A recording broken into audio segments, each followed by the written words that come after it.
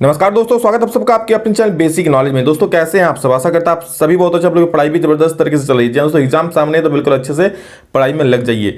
दोस्तों आज की वीडियो नवी कक्षा के विद्यार्थियों के लिए बहुत ही ज्यादा महत्वपूर्ण है। जी हाँ दोस्तों, क्योंकि आप लोगों को पता है कि झारखंड बोर्ड का नवी का मॉडल पेपर सेट 2 जारी हो चुका है। उसमें आज हम लोग मैथमेटिक्स यानी कि मैथ का जितना सारा सवाल है सभी को हम लोग डिटेल में हल करेंगे, सभी को अच्छे से समझेंगे।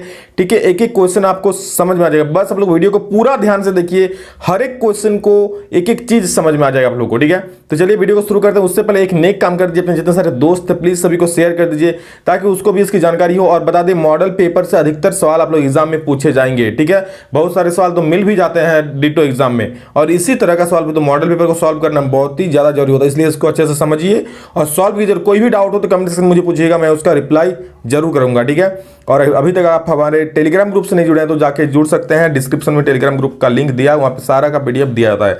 तो चलिए दोस्तों इस वीडियो को शुरू करते हैं, और प्लीज वीडियो को एक लाइक दोस्तों जरूर कर दीजिए। थोड़ा मेहनत लगता है तो लाइक करने से अच्छा लगता है। ठीक है, चलिए शुरू करते हैं इसको। देखिए पहला सवाल क्या है, निम्न में कौन परिमेय संख्या है? देखिए परिमेय संख्या यानी कि रेशनल नंबर, कौन वाला परिमेय संख्या है? तो देखिए परिमेय संख्या पहला ऑप्शन अगर हम देखते हैं तो 2 - √5। यहाँ देखिए एक 2 तो परिमेय संख्या है, पर √5 क्या है? अपरिमेय। और जब हम परिमेय और अपरिमेय को जोड़ या घटाव करते हैं तो अपरिमेय संख्या ही मिलता है। सेकंड ऑप्शन हम लोग जैसे ही आते हैं, यहाँ देखिए √7 ऊपर भी है नीचे भी है ना, तो इसको हम लोग काट सकते हैं। √7 कट जाएगा तो बचेगा कितना? 2/7। और कोई भी संख्या जो p/q के रूप में होती है वो होती है परिमेय संख्या। तो ये देखिए p/q के रूप में है, मतलब p के रूप में क्या है 2, q के रूप में क्या है 7, तो ये क्या हो गया परिमेय संख्या। ठीक है, तो ये एक परिमेय संख्या है। ठीक है, कौन परिमेय संख्या? Option 2 is the right answer. Next सवाल, और ये सब नहीं है क्योंकि देखिए ये भी अपरिमेय संख्या है और पाई भी अपरिमेय संख्या, तो ये तो होगा नहीं। नेक्स्ट सवाल देखिए क्या है कि शून्य क्या है? अच्छा शून्य को हम लोग ऐसे लिख सकते हैं, शून्य नीचे कुछ नहीं मतलब 1, तो भैया ये भी तो p/q के रूप में हो गया। p/q के रूप में हो गया ना। आप लोगों का q 0 नहीं होना चाहिए। q मतलब क्या? नीचे वाला संख्या जो होता है ये वाला संख्या 0 नहीं होना चाहिए, ऊपर वाला हो तो क्या मतलब मुझे? p/q के रूप में है ना, जहाँ p 0 नहीं है q है 1, मतलब ये क्या है? परिमेय संख्या है, क्योंकि हम लोग 0 को 0/1 के रूप में लिख सकते हैं। ठीक है, तो इसका सही उत्तर क्या हो जाएगा? शून्य एक परिमेय संख्या है। अगला सवाल देखिए, इसमें आप लोग का परिमेय संख्या भी है और पूर्ण संख्या भी है शून्य। ठीक है, शून्य क्या एक पूर्ण संख्या भी है और अपरिमेय संख्या तो है नहीं, प्राकृत संख्या भी है नहीं, तो इसमें दोनों संख्या आपका हो जाएगा। शून्य एक परिमेय संख्या भी है और पूर्ण संख्या भी है। ठीक है, तो अगर हम ज्यादा सही की बात करें तो ज्यादा सही आपका पूर्ण संख्या हो जाएगा, क्योंकि पूर्ण संख्या के अंदर सारी संख्या आ जाते हैं, तो आप लोग टिक कीजिएगा पूर्ण संख्या में। और ऐसे अगर परिमेय संख्या है, गलत नहीं है, परिमेय संख्या भी है शून्य, लेकिन अगर ज्यादा सही आंसर की बात करें तो पूर्ण संख्या है। ठीक है, आप ऑप्शन में पूर्ण संख्या को एक नहीं देना चाहिए, लेकिन ऑप्शन में थोड़ा गलती किया तो कोई बात नहीं, चलिए पूर्ण संख्या को सही कीजिएगा। नेक्स्ट 0.3 के ऊपर बार है, ये किसके बराबर है? तो देखिए इसको अच्छे से समझ लीजिए। जब भी किसी संख्या के ऊपर बार दिया रहता है इसका मतलब बार होता है। जैसे 0.3 है ना, इसके ऊपर में इसका मतलब होता है बार। ठीक है, बार मतलब सर, बार मतलब जिस संख्या के ऊपर बार दिया हुआ है वो संख्या बार बार आएगा। ठीक है, 0.3 के ऊपर बार है मतलब वो संख्या बार बार आएगा। अब इसको देखिए कैसे सॉल्व करें, हम मान लेंगे इसको। ठीक है, यहां मान लेंगे, माना क्या x बराबर 0.3। अब हम बोले 3 के ऊपर बार है, बार मतलब क्या 3 बार, तो आप जितनों 3 लिखिए कोई दिक्कत नहीं है। ठीक है, इसको हम समीकरण 1 मान लेंगे, समीकरण 1। अब देखिए अगर एक संख्या के ऊपर बार रहा तो हम 10 से गुना करेंगे दोनों तरफ, इधर भी और इधर भी। अगर दो संख्या के ऊपर, जैसे आप मान लीजिए 0.23 हो गया, ठीक है, अब इसके ऊपर बार है, देखिए एक संख्या दो संख्या के ऊपर बार है, तब हम करते हैं 100 से गुना। लेकिन यहाँ देखिए सिर्फ 0.3 के ऊपर ही बार है, इसलिए हम 10 से गुना करेंगे। ठीक है, तो मान लिए, माना x बराबर 0.333, इसको हम समीकरण 1 मान लिए। अब दोनों तरफ किससे गुना करेंगे? 10 से। तो इधर 10 से करेंगे तो गुना करेंगे क्या होगा? 10x हो जाएगा, और इधर 10 से करेंगे तो क्या होगा? एक पॉइंट इधर हो जाएगा, मतलब 3.33 समथिंग हो जाएगा, ये आता रहेगा। ठीक है, ये आता रहेगा 3.33। अब इसको हम समीकरण 2 मान लें। आप लोग करना क्या है ना कि समीकरण 1 - 2 कर देना है, समीकरण 1 - 2। ठीक है, ये 2 - 1 क्योंकि 2 बड़ा है, तो 10x में 1x जाएगा। थोड़ा हम ज़्यादा जल्दी कर रहे हैं इसलिए हम नहीं लिख रहे हैं। 10x में 1x जाएगा तो 9x बचेगा। बिल्कुल सही सर। अगर आप इसको माइनस कीजिएगा ना तो देखिए पॉइंट के बाद 3 इधर भी 3 बहुत सारा है, तो ये तो कैंसिल हो जाएगा, मतलब क्या बचेगा? सिर्फ 3 बचेगा ना, तो 3। तो हम लोग का x बराबर कितना हो जाएगा? 3/9। इसको हम लोग काटेंगे तो क्या, 3 एकम 3, 3 त्रिका 9, मतलब 1/3 3x का सही उत्तर हो जाएगा। तो 1/3 देखिए कौन बोला है, ऑप्शन 1 बिल्कुल सही है। ठीक है, चलिए अगले सवाल तो हम लोग चलते हैं। अगला सवाल देखते हैं क्या है। अगला सवाल बोल रहा है हम लोग का कि 1/√2 का परिमेयकरण है। तो देखिए 1/√2 का हम लोग परिमेयकरण कैसे करेंगे। जब 1/√2 दिया हुआ है, इसका परिमेयकरण करने के लिए हम लोग कुछ नहीं, सिंपल नीचे में जो रहेगा उससे हम ऊपर नीचे गुना कर देंगे। नीचे में क्या है, √2 है, नीचे में √2 है नहीं वाला, तो √2 से ऊपर नीचे गुना, √2 ऊपर में भी, √2 नीचे में भी, बस मतलब अंश और हर में √2 से गुना कर देना है।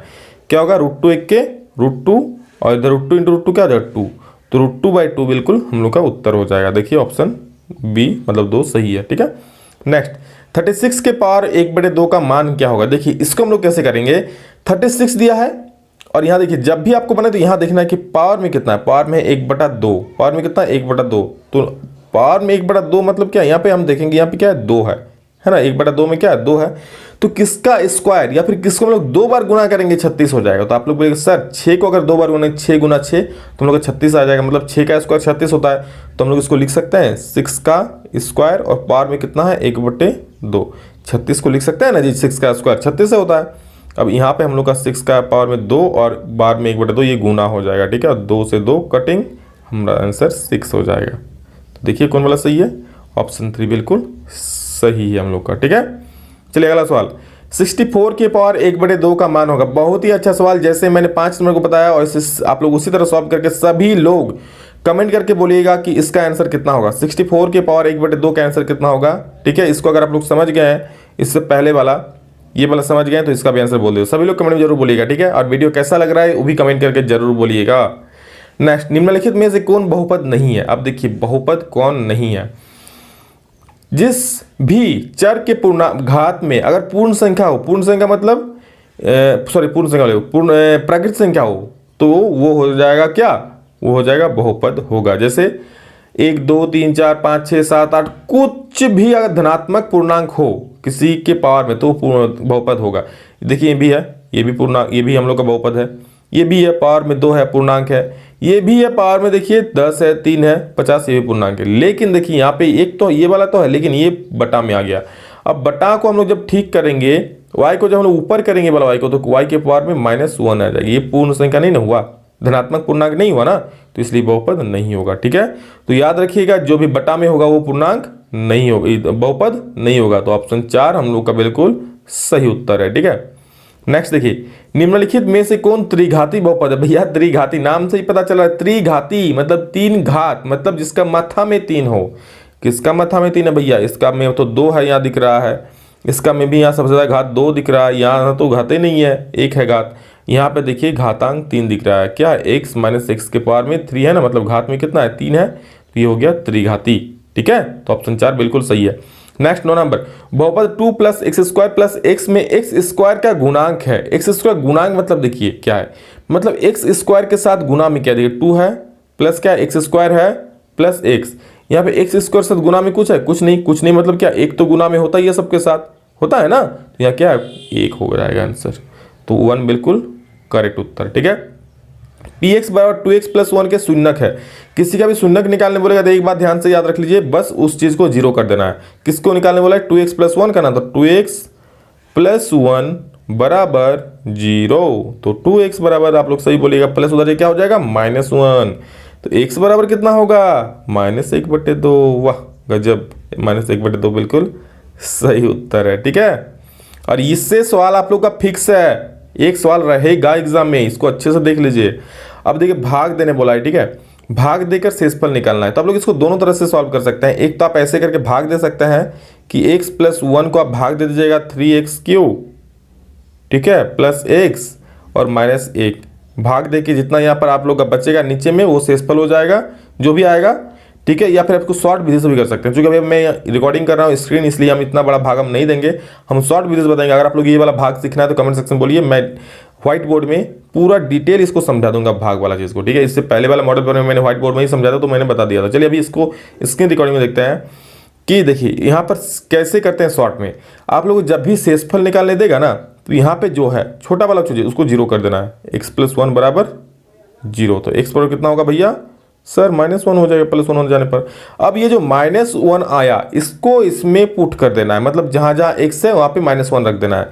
तो हम लोग का सवाल क्या है देख लीजिए, सवाल है 3x³ + x और -1, तो बस एक x पे कितना रखेंगे, -1 रखेंगे, ठीक है। तो 3 तो है ही, इंटू एक्स का क्यूब मतलब -1 का क्यूब, ठीक है, -1 का क्यूब, यहाँ पर थोड़ा ही हो गया ये -1 यहाँ, ठीक है, यहाँ पे। अब प्लस एक्स है तो एक्स पे -1 और प्लस और क्या -1 है, ठीक है। तो इसको हम कलेक्ट करेंगे तो क्या होगा, 3 इंटू -1 का क्यूब तो -1 ही हो जाएगा, -1 को हम 3 से गुना करेंगे तो -3 हो जाएगा, और प्लस माइनस -1 और यहाँ पे -1 सभी और जोड़ कीजिएगा तो आ जाएगा -5 आ जाएगा, ठीक है। तो -5 बिल्कुल इसका सही उत्तर हो जाएगा, ठीक है। -5 देखिए किस में है, ऑप्शन 4 बिल्कुल सही उत्तर है। नेक्स्ट देखिए, इनमें से कौन दो चर वाला रैखिक समीकरण है भैया, दो चर वाला रैखिक समीकरण कौन है। चर मतलब क्या सर, चर मतलब देखिए बहुत किसी को नहीं पता होगा चर मतलब, आप लोग पूछिएगा बहुत सारे दोस्त से नहीं बोल पाएगा बहुत सारा दोस्त। चर मतलब देखिए एक्स, वाई, जेड, टी, ऐसा जो भी वैल्यू जिसका मान बदल सकता है। अच्छा एक्स को आप कुछ भी मानी चलेगा ना, एक्स माना एक्स बराबर 2, माना एक्स बराबर 3, माना एक्स बराबर 0, कुछ भी मानी, मतलब ये सब का कोई वैल्यू फिक्स नहीं हो सकता। तो जिसका वैल्यू फिक्स नहीं होता उसका जिसका वैल्यू बदल भी सकता है वो हो गया चर। और सर अचर मतलब होता है कांस्टेंट जिसका मान फिक्स है। 2 तो 2, 3 तो 3, 4 तो 4, भैया जो रहेगा वही रहेगा, हम ये रहेंगे, ठीक है। तो ये आप लोग का हो गया अचर, क्या हो गया याद रखिए, इसको कहते हैं अचर। जितना सारा नंबर है सारा अचर, ठीक है, और जितना आपका लेटर है एक्स वाई जेड ये सब क्या हो जाएगा आपका अचर हो जाएगा, ठीक है।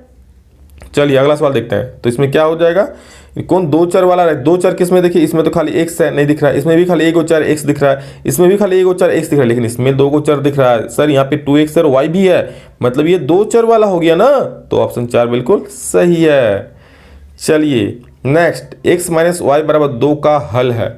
अब भैया हल मतलब क्या बोला, देखिए अब आपको इसको ऑप्शन से बनाना पड़ेगा। कैसे सर, हल मतलब इधर वाला जितना है उतना इधर वाला आ जाए, मतलब इधर 2 है तो इधर भी हल करके 2 आना चाहिए। तो ऐसा हम कौन सा वैल्यू लेंगे कि हम लोग का 2 आ जाए, ठीक है। समझे क्वेश्चन को, नहीं समझे तो और एक बार देख लीजिए। क्या इधर जितना वैल्यू है इधर कितना हम लोग का 2 है, तो इधर भी सॉल्व करके 2 आना चाहिए।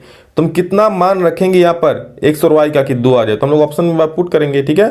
जैसे पहला ऑप्शन में क्या है 2 है, एक्स का और वाई का है 1, तो यहाँ पे अगर 2 और -1 करेंगे तो क्या आ जाए 1 आ जाएगा, 2 नहीं आ रहा हमको 2 आना चाहिए।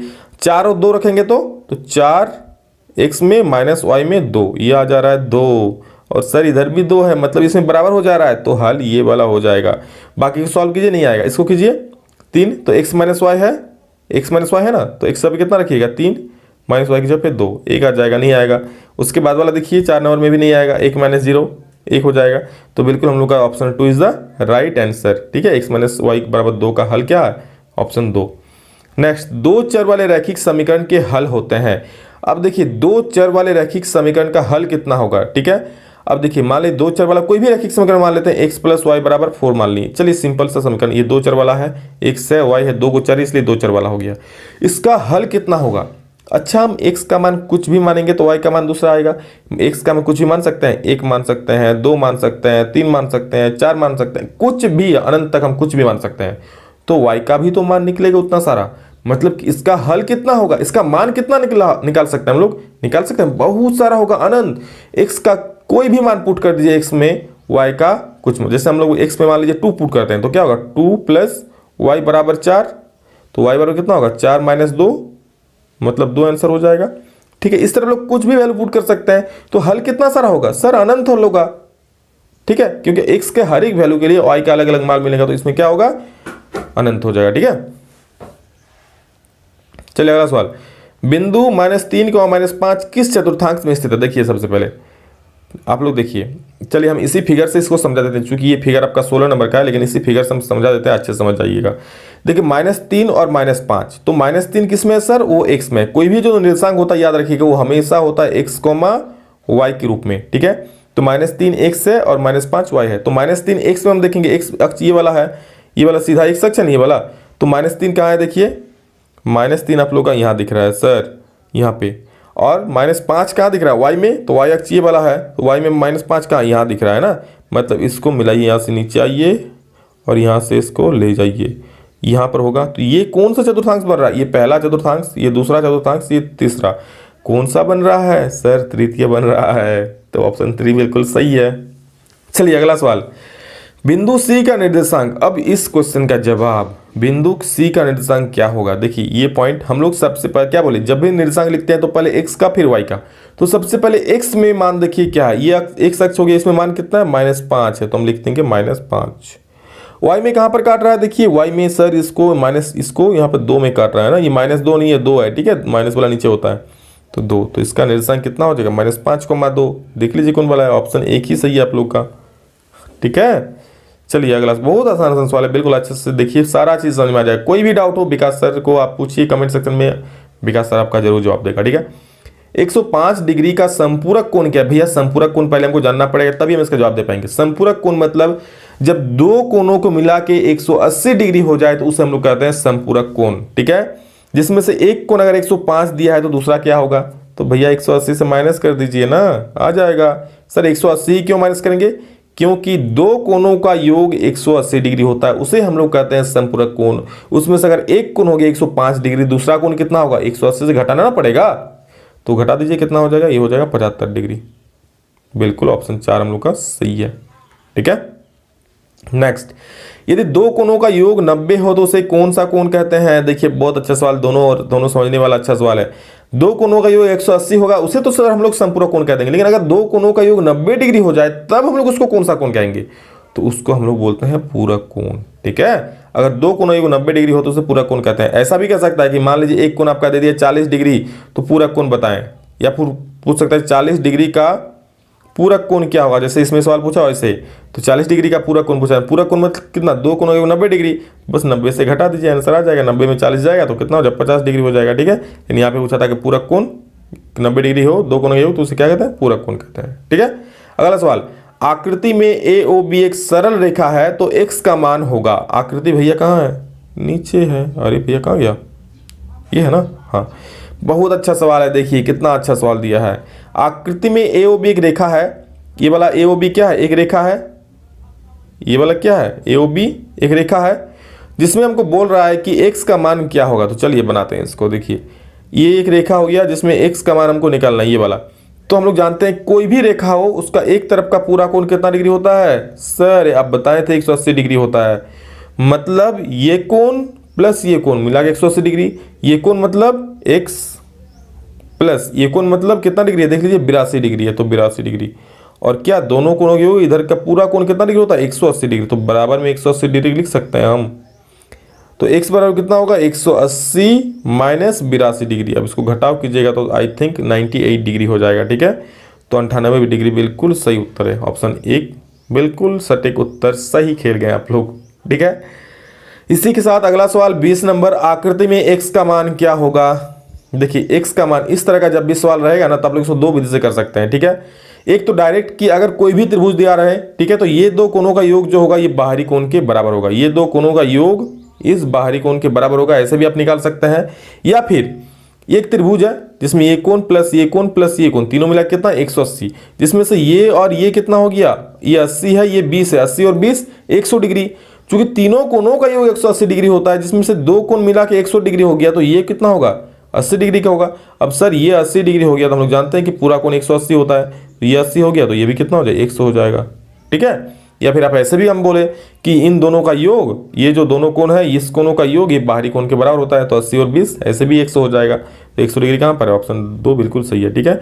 आप लोग को बस देखना है कैसे सॉल्व हो रहा है, एग्जाम में सॉल्व करके दिखाना नहीं है, आप लोग को ओएमआर सीट रहेगा ना, ऑल जो भी एग्जाम होगा उसमें बस आंसर में क्लिक करना है, ठीक है। सॉल्व प्रोसेस नहीं बताना, इसलिए मैं प्रोसेस यहाँ नहीं बता रहा हूँ, कैसे सॉल्व करना है सटीक वैसे, क्योंकि प्रोसेस से बनाइए तो बहुत टाइम लगेगा, और ऑब्जेक्टिव सॉल्व प्रोसेस से नहीं बनाना होता है, बस जितना जल्दी आप लोग बन सके उतना जल्दी बनाइए, ठीक है। इसका ज़्यादा लोग देख के भी आंसर दे दीजिएगा इसको कि सर ये 80 है, ये 20 है, 100 हो गया, तो हम लोग जानते हैं कि ये जो दो कोणों के योग के बराबर होता है, तो ये हो गया, ये भी 100 हो जाएगा, ठीक है।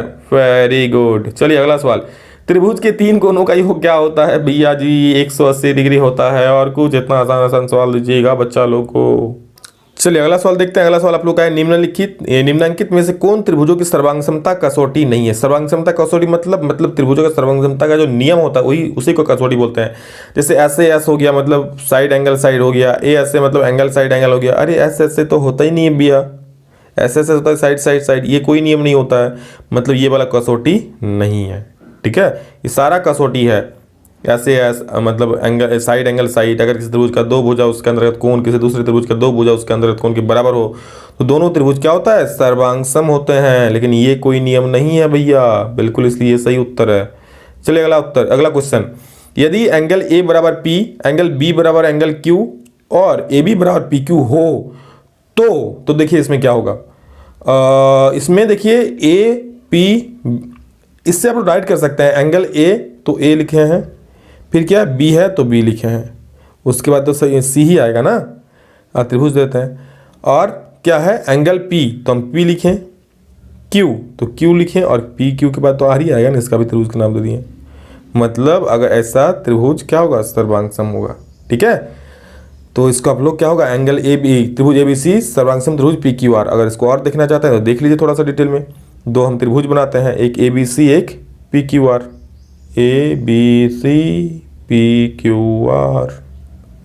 ठीक है, एंगल ए बराबर पी है, बी बराबर क्यू है और ए बी बराबर पी क्यू है, ए बी बराबर पी क्यू है। दोनों त्रिभुज क्या होगा, सर्वांगसम होगा। क्यों, कौन नियम से, ये कोण बराबर ये कोण, ये कोण बराबर ये कोण, मतलब दो कोण और ये भुजा उसके बीच में आ रहा है सर, मतलब दो कोण हो रहा है और बीच में एक भुजा आ रहा है, ये कोण फिर भुजा आ गया फिर कोण, मतलब ए एस ए नियम से हो जाएगा सर्वांगसम। नाम क्या होगा, A B C P Q R, इसलिए ए बी सी और पी क्यू आर ऑप्शन 1 बिल्कुल सही उत्तर। अगला सवाल देखिए क्या है, एक चतुर्भुज के तीन कोणों का योग दिया 110 डिग्री, 82 डिग्री और 68 डिग्री होता है, तो चौथा कोण क्या होगा। बहुत अच्छा सवाल है और एक सवाल इससे फिक्स रहेगा। ठीक है, क्या बोला है, हम लोग जानते हैं किसी भी चतुर्भुज का जो चारों कोणों का योग होता है, चतुर्भुज कैसा होता है, ऐसा चारों कोणों का योग कितना होता है, चारों कोण मिला के 360 डिग्री। तीन कोण दिया हुआ है, चौथा निकालना है, तो हम लोग जानते हैं चारों कोणों का योग जब 360 होता है तो हम लिख सकते हैं 110 डिग्री, सॉरी इसको 110 लिखते हैं, 110 degree plus 82 degree sir plus 68 degree. और चौथा कोण क्या है मालूम है हमको, नहीं, तो x जिंदाबाद बराबर कितना है 360 डिग्री। ठीक है, इसको जोड़ेंगे सभी, कितना होगा, कितना हो जाएगा 8 2 10 का 0 हाथ में रहा 1 1 6 1 7 8 15 1 16 का 6 हाथ में रहा 1 1 1 2 260 और प्लस x बराबर 360 डिग्री। ठीक है, तब x बराबर कितना हो जाएगा 360 और इधर ये प्लस में उधर जगह माइनस हो जाएगा 260, तो 360 में 260 भैया माइनस करिएगा तो कितना आएगा 100 आएगा ना, तो 100 डिग्री हम लोग बिल्कुल सही उत्तर है। आप लोग देख लीजिए कौन वहाँ पे 100 है, ये वाला ऑप्शन 1 बिल्कुल सही है। ठीक है, अगला सवाल, एक समांतर चतुर्भुज ABCD में कोण D बराबर 135 डिग्री हो तो कोण B का माप होगा। एक समांतर चतुर्भुज ABCD, मान लीजिए ये समांतर चतुर्भुज हम मान लेते हैं, अरे मान लेते हैं ना, तो ऐसे है ही ये वाला ABC और ये D में अगर कोण D दिया 135 डिग्री, कोण D का वैल्यू दिया 135 डिग्री। ठीक है, तो कोण B का माप क्या होगा, इसका माप क्या होगा, क्या होगा, अरे भैया समांतर चतुर्भुज में ये दोनों कोण आपस को आमने सामने कोण क्या होता है, बराबर होता है।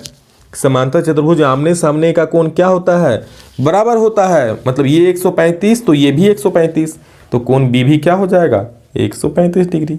ठीक है, चलिए अगला सवाल, समचतुर्भुज के विकर्ण परस्पर लंब होते हैं, मतलब ऑप्शन 3 हमारा सही जवाब। ठीक है, समचतुर्भुज मतलब मान लीजिए कोई समचतुर्भुज है, ये जो होता है ना, ये जो विकर्ण ये क्या होता है, यहाँ पर लंब होते हैं एक दूसरे से। ठीक है, मतलब 90 डिग्री बनाता है, एक दूसरे को जहाँ पर काटता है वहाँ पर 90 डिग्री का कोण बनाता है, तो ये हो गया परस्पर क्या होता है, लंब होता है। ठीक है, देखिए इसके बाद अगला सवाल हम लोग का है कि एक ही आधार और एक ही समांतर रेखाओं के बीच स्थित समांतर चतुर्भुज क्षेत्रफल में होते हैं, इसको कैसे बनाएंगे सर।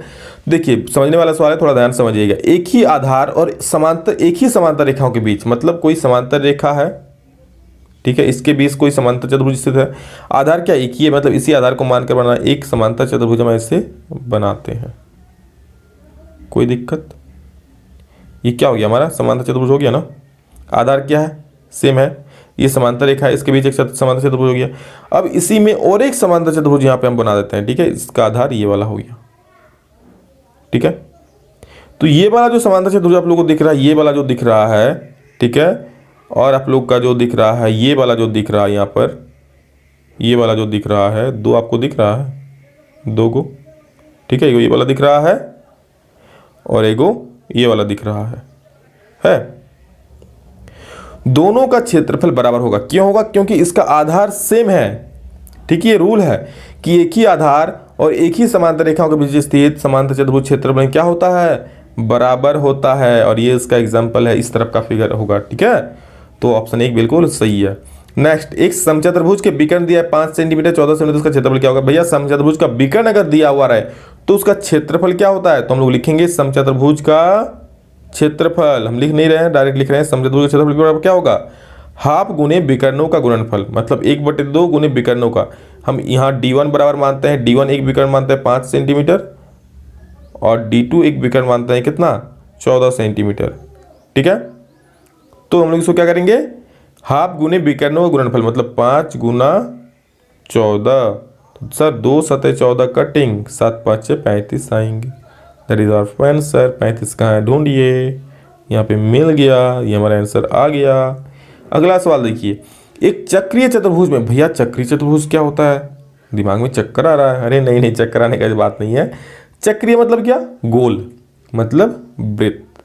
अब इसके अंदर जब ना सर कोई चतुर्भुज बनाया जाता है ना इस तरह का, तो उसे हम लोग बोलते हैं चक्रीय चतुर्भुज।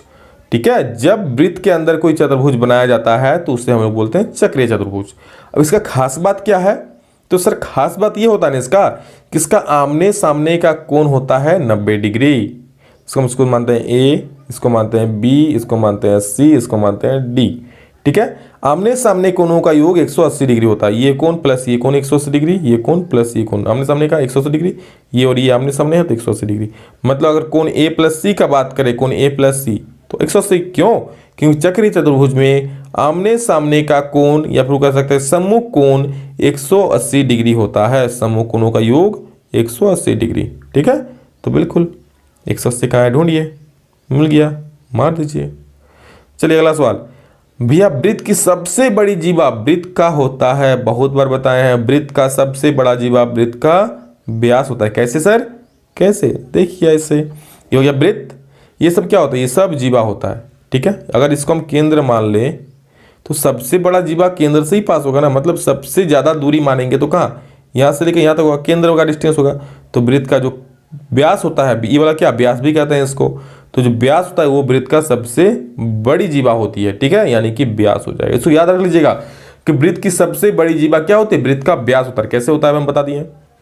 नेक्स्ट पूछ रहा है, परिधि और प्रकार की सहायता से निम्नलिखित में कोण की रचना संभव है। तो भैया जिसका भी आप कोण निकाल सकते हैं उसका संभव है। कैसा? 37.5 डिग्री। इसको आप लोग डबल कीजिएगा तो कितना आ जाएगा? आई थिंक 75 डिग्री आ जाएगा ना। तो 75 डिग्री से हम इसको खींच सकते हैं, ये बन जाएगा। देखिए 40 डिग्री नहीं बनेगा, क्योंकि 40 का आधा 20 डिग्री का भी बना नहीं सकते हम लोग। ठीक है, और क्या 40 का डबल 80 डिग्री का भी नहीं बना सकते हैं, तो इसका हम नहीं बना सकते हैं। इसका तो आराम से बन जाएगा। ये 45 का आधा होता है और ये क्या होता है? ये 135 डिग्री। इसका डबल कर देंगे तो 135 हम 90 और 145 के बीच में बना सकते हैं। ठीक है, ये 90 और 180 के बीच में बना सकते हैं। तो इस तरह हम लोग सबका इसको खींच सकते हैं। ठीक है, लेकिन इसको हम लोग नहीं खींच सकते हैं, इसको नहीं खींच सकते हैं। तो ऑप्शन बी बिल्कुल सही है। हीरोइन का सूत्र, अरे हीरो का नहीं भैया, हीरोइन का सूत्र है। हीरोइन भी नहीं है, हीरोइन है। हीरोइन साइंटिस्ट का नाम था, इसीलिए अब इसको आप लोग हीरोइन नहीं पढ़िएगा। हीरोइन का सूत्र क्या होता है सर? ये वाला होता है √S × S-A × S-B × S-C। Option 3 बिल्कुल सही। सिंपल सा फॉर्मूला पूछा डायरेक्ट। एक त्रिभुज की भुजाएं इतना 120 और 22 है तो त्रिभुज का परिमाप होगा। त्रिभुज का परिमाप मतलब क्या? किसी भी चीज का परिमाप, उसका सारा भुजा को जोड़ दीजिए, परिमाप निकल जाएगा। ठीक है, तो त्रिभुज का 3 भुजा दिया है, सबको जोड़ दीजिए, परिमाप निकल जाएगा। तो परिमाप बराबर क्या होगा? बस जब भी परिमाप निकालने पड़ेगा सबको सीधा सीधा जोड़ दीजिए। तो 122 प्लस 120 प्लस 22, सभी को जोड़िए, कितना आ जाएगा? सभी को देखिए 122 और 20 उतना लिखने के बाद हम लोग जोड़ देंगे तो 100 100 200 और 20 और 20 40, 240 और 260 62 64 264 मीटर आंसर। ठीक है, नेक्स्ट, एक समबाहु त्रिभुज का परिमाप दिया है 60 सेंटीमीटर, इसकी भुजा की लंबाई है। समबाहु त्रिभुज का परिमाप कितना होता है? तो अभी बोले किसी भी चीज का परिमाप मतलब सभी का जोड़। समबाहु त्रिभुज में तीनों भुजा बराबर होता है, मतलब ये ए तो ये भी ए तो ये भी ए। इसका परिमाप मतलब क्या? 3a, यही ना परिमाप मतलब क्या? तीनों को जोड़ देंगे, a plus A plus A plus A plus A, 3a हो गया। और कितना दिया ये परिमाप? 60 दिया, तो लिख दिए 60। तो सर a बराबर इधर 3 गुना में उधर जाके क्या हो जाएगा? बटा में होगा, 3 बीस 60। हम लोग का भुजा कितना हो गया? 20 सेंटीमीटर। ये भी 20, ये भी 20, ये भी 20, तो भुजा कितना हो गया? 20 सेंटीमीटर। अगला सवाल, एक घन का कुल पृष्ठीय क्षेत्रफल दिया है 96 सेंटीमीटर स्क्वायर, घन का आयतन होगा। तो देखिए सब घन का आयतन के लिए हमको उसका भुजा चाहिए। घन का आयतन क्या होता है? ए क्यू, उसके लिए हमको ए चाहिए, हमको ए निकालना पड़ेगा। तो कुल पृष्ठीय क्षेत्रफल दिया, हम यहाँ से ए निकाल लेंगे। घन का कुल पृष्ठफल कितना होता है? 6a स्क्वायर होता है, लिख सकते हैं। बराबर कितना दिया है? 96। अब यहाँ पर ए स्क्वायर बराबर कितना हो जाएगा तब? 96/6, क्योंकि 6 तो गुना में है, इसको काटेंगे 16 बार में कट जाएगा। तो ए स्क्वायर बराबर आ गया कितना? 16। तो ए बराबर कितना होगा? √16। तो ए बराबर कितना आ जाएगा हम लोग का? 4 सेंटीमीटर। मिल गया हम लोग का ए का वैल्यू 4, ए का वैल्यू मिल गया तो आयतन आराम से निकाल लीजिए। ए का वैल्यू कितना आ गया? 4 सेंटीमीटर। इसलिए आयतन क्या निकालेंगे? घन का आयतन बराबर क्या होता है? यहाँ लिखेंगे घन का आयतन बराबर ए क्यूब। ए क्यूब मतलब 4 का क्यूब, 4 का क्यूब मतलब 4 गुने 4 गुने 4, 400 के 16, 16 4 64, हम लोग का आंसर हो गया। कहाँ पे देखिए, ऑप्शन 3 बिल्कुल सही है। नेक्स्ट 36 नंबर, अरे भैया सिंपल सा फॉर्मूला पूछा। एक बेलन की त्रिज्या r है, ऊंचाई h है और वक्र पृष्ठ पूछा है। तो बेलन का वक्र पृष्ठीय क्षेत्रफल इज 2πrh। सिंपल सा फॉर्मूला है, गांठ बांध के याद कर लीजिएगा। नेक्स्ट, एक शंकु जिसकी ऊंचाई h है, त्रिज्या r है, त्रिज्या ऊंचाई h का आयतन होगा। शंकु का आयतन पूछा है तो क्या होगा? आयतन क्या होता है शंकु का? सिंपल फॉर्मूला 1/3πr²h, और क्या। नेक्स्ट, एक अर्धगोला जिसका त्रिज्या r है, अर्धगोले का क्षेत्रफल, भैया डायरेक्ट फॉर्मूला पूछा। अर्धगोले का क्षेत्रफल क्या होता है? 2πr²। अगर आयतन पूछता तब होता 2/3πr³ होता है, यहाँ पे स्क्वायर नहीं πr³ होता। अगर आयतन पूछता, चलिए पूछा नहीं है, हम लोग का फॉर्मूला होगा 2πr² अर्धगोले का। नेक्स्ट, वर्ग अंतराल 10 से 25 की उच्च सीमा है। उच्च सीमा मतलब ऊपरी सीमा। ऊपरी सीमा क्या दिख रहा है आपको? 10 की 25, ऊपर वाला ज्यादा ऊपर क्या दिख रहा है? 25, तो 25 आंसर हो जाएगा, ऑप्शन 2 सही है। और इस सेट का मैथ का अंतिम सवाल आप लोग का प्रायिकता का है। एक सिक्के को एक बार उछाला जाता है तो एक चित आने की प्रायिकता ज्ञात कीजिए। भैया किसी भी सिक्के को हम उछालते हैं तो क्या आ सकता है? आप बोलिए या तो हेड आएगा सर या फिर टेल आएगा। ये हो गया। हम लोग किसका निकालें? चित आने की बोला है, हेड आने की बोला है, तो प्रायिकता हेड आने का क्या हो जाएगा? हेड कितना बार आ सकता है? एक ही बार आ सकता है। कुल कितना है सर? 2 गो है, तो 1/2 हमारा आंसर हो गया। कौन वाला है? ये ऑप्शन 1 बिल्कुल सही है। ठीक है, तो दोस्तों यहीं पर आप लोग का ये 40 सवाल सॉल्व खत्म होता है। और वीडियो कैसा लगा सभी लोग कमेंट सेक्शन में जरूर बोलिएगा। इसके बाद जितना सारा आपका है सभी अपलोड कर दिया जाएगा। साइंस का तो पहले ही अपलोड किया जा चुका है, और एग्जाम में और इंपॉर्टेंट सवाल भी बताया जाएगा। दोस्तों ऐसे ये सारा सवाल इंपॉर्टेंट ही एग्जाम की दृष्टि से, क्योंकि इससे बहुत सारा सवाल एग्जाम में आता है, हर एक बार आया है, इस बार भी आएगा। तो बिल्कुल इसको सॉल्व ना करने की गलती ना करें।